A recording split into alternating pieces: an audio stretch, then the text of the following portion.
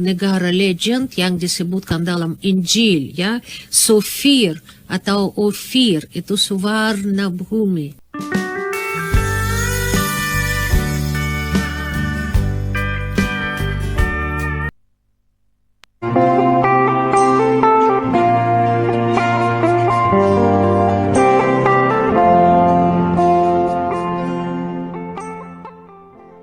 Negeri Ujung Medini sebetulnya tak memiliki peradaban hebat di masa lampau. Itu sebabnya Malaysia selalu kebingungan mengumpulkan bukti sejarah dan sibuk mengklaim budaya tetangga. Orang awam pun paham, peradaban masa lalu itu bersumber antara lain dari budaya suku-suku yang hebat. Nah, Malaysia tak punya hal ini karena suku Melayu juga dari Sumatera. Semua suku yang hebat di Malaysia datang dari Indonesia. Sumber peradaban yang lain adalah kerajaan. Malaysia juga tak punya kerajaan besar. Yang agak lumayan hanya Kesultanan Melaka. Itu pun yang mendirikan orang Palembang. Melaka pun hancur lebur diserang Portugis. Dan tak ada bukti Melaka punya armada laut yang hebat.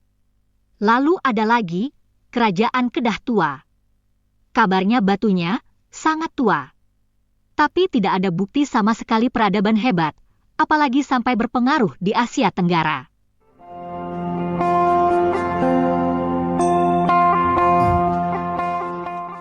Nah, satu-satunya yang tersisa adalah bahasa Melayu, tapi itu pun berasal dari Sumatera, bahkan sejak zaman Sriwijaya.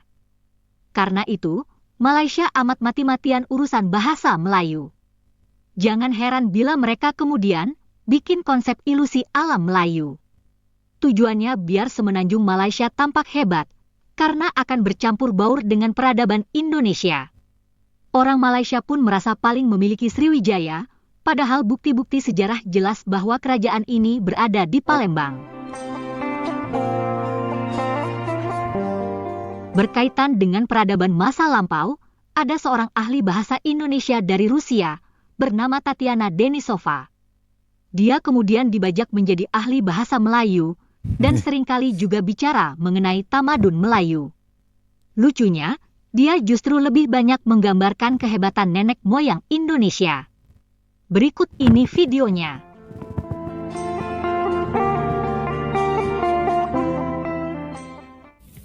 Dalam sumber-sumber sejarah Greek dan Latin purba, daripada kurun kedua Masehi, Java dan Sumatera disebutkan sebagai Pulau Emas dan juga Pulau Perak. Pada beberapa batu nisan Pali dan Sanskrit, Indonesia dinamakan sebagai Suvarna atau Suvarna Bhumi atau Suvarna Dwipa. Pandangan berbagai ilmuwan, tak negara Khrissa, negara emas, ya, sebuah negara daripada legend, dan juga satu lagi negara legend yang disebutkan dalam Injil, ya, Sofir atau Ofir, itu Suvarna Bhumi atau Suvarna Dwipa. Bukan sejak zaman purba mereka terlibat dalam perdagangan.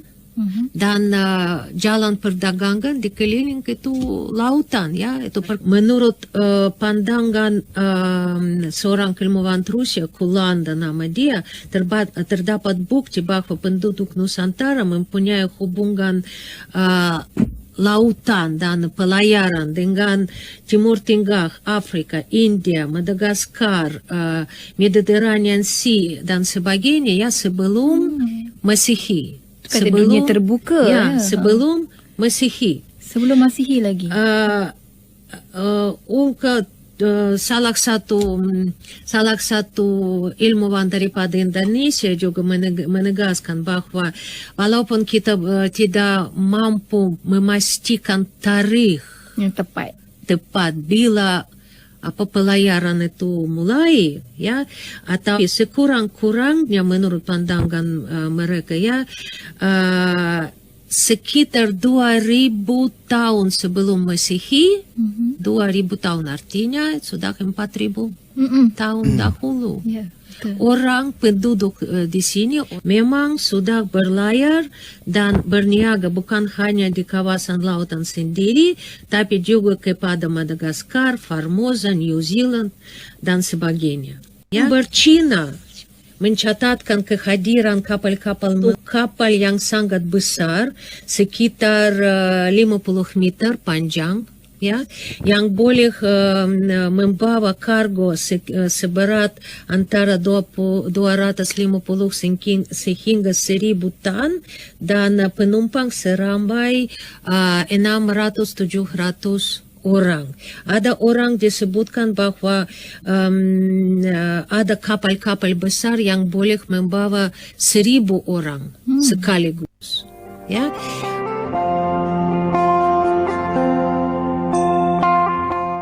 Dalam ilustrasi video itu, Profesor Tatiana juga memaparkan bahwa selepas menaklukkan Melaka, Portugis menemukan peta seorang kapten Jawa.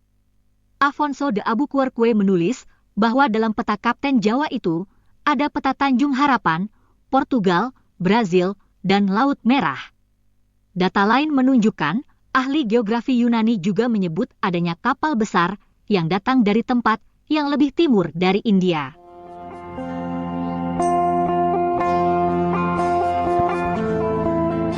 Terima kasih ya teman-teman sudah Oke teman-teman ya, demikian satu ulasan video dari Trend Publika dengan judulnya Profesor Rusia tunjukkan kehebatan sejarah Indonesia ke Malaysia. Kita tahu Malaysia sering membahas persoalan sejarah Melayu. Tapi sepertinya apa yang dijelaskan oleh orang-orang Malaysia ini justru semuanya itu sebenarnya merujuk ke wilayah yang sekarang itu Indonesia. Karena kita tahu di Malaysia sendiri, kalau kita melihat secara fakta, bukti, itu jarang banget peninggalan tempo dulu yang sudah tua. Dan hanya ada beberapa yang mereka klaim itu sebagai peninggalan yang tertua. Tetapi dengan melihat daripada bukti-bukti yang mereka tampilkan, itu tidak sebanding dengan bukti arkeologi yang ada di Indonesia. Demikian teman-teman ya, satu ulasan dari Trend Publika, satu ulasan yang menarik.